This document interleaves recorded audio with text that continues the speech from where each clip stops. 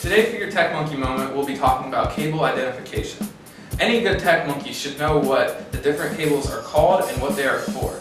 Often you will be called upon to retrieve a cable, which will need to be done quickly, sometimes in adverse conditions. This is an XLR or mic cable. It has a male at one end, a female at the other. It's used to carry an audio signal from a microphone to a mixing board, or a mixing board to an amp rack, or a powered speaker.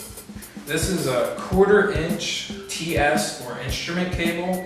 It's most often used to connect a guitar or a keyboard to an amp or a DI. This is a 1/4 inch TRS, identified by a tip or ring and a sleeve. You can do pretty much anything with this cable that you can use an XLR for. This is a IEC cord, power cord, also known as a computer power cord. It has a male Edison plug at one end and an IEC C13, also known as a female, at the other. These are commonly used to power mixers or powered speakers. This is a MIDI cable. It has a 5-pin DIN connector at either end. It's used to transmit messages from one electronic instrument to another. MIDI cable does not transmit audio signals. All of these terms should be part of every Tech Monkey's vocabulary. Well, that wraps up this segment. I'm Matt Schmoll, and that was your Tech Monkey moment. Every summer, students from 7th to 12th grade gather together at the Community Arts Center for a collaboration with Act Up Productions to put on a huge show. In recent years, they've done High School Musical and Footloose, both directed by Jackie Engel. However, this summer's choice is Les Miserables, directed by Rob Steele. We have an interview with him in a few minutes. Some of you may know that Les Mis is the longest running show on Broadway to date. Unfortunately, it's just been taken off Broadway, so this is a great opportunity for everyone to come out and experience Les Mis. Rehearsal started a few weeks ago and everybody's getting super excited, especially Gabe Stillman. He and I are both involved in this production, so all you fellow iOn watchers, come out and support us. The show starts on July 30th and runs till August 1st.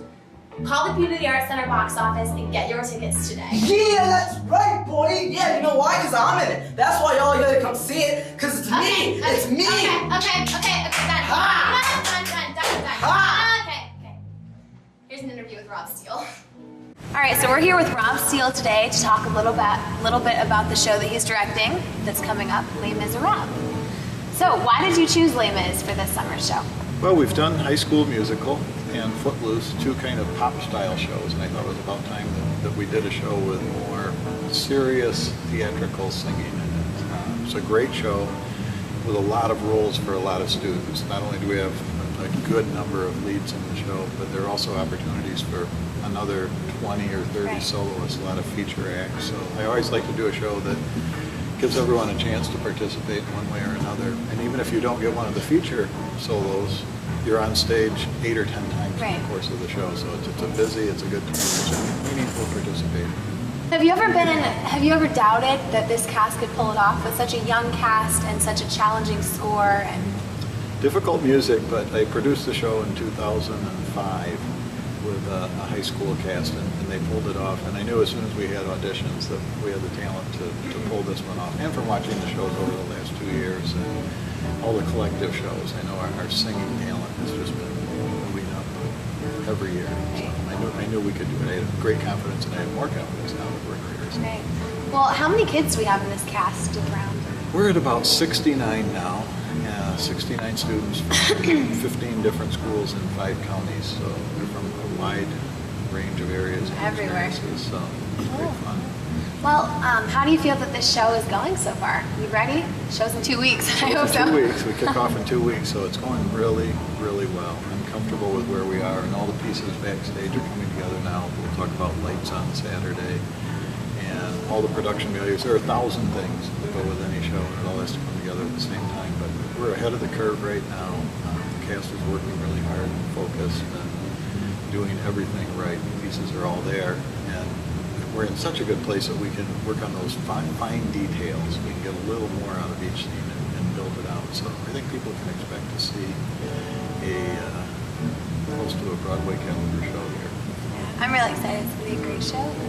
Well, thank you. Do you have anything to say about Justin Bieber? I actually do. I want to encourage all of the young people out there to come and see Les Miserables coming up on July 30th, 31st, and August 1st.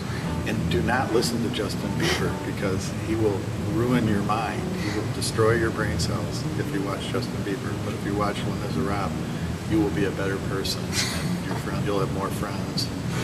It's just going to work out much better for you. Bravo, bravo. Fine statement. Well, thank you. Thank you for your time. My pleasure, Tess. And so ends our 10th episode of iOn Uptown. To close it off, here is a look at collective students Dylan and Maverick from the band Dylan and Maverick. And without further ado, iOn Uptown presents Dylan and Maverick.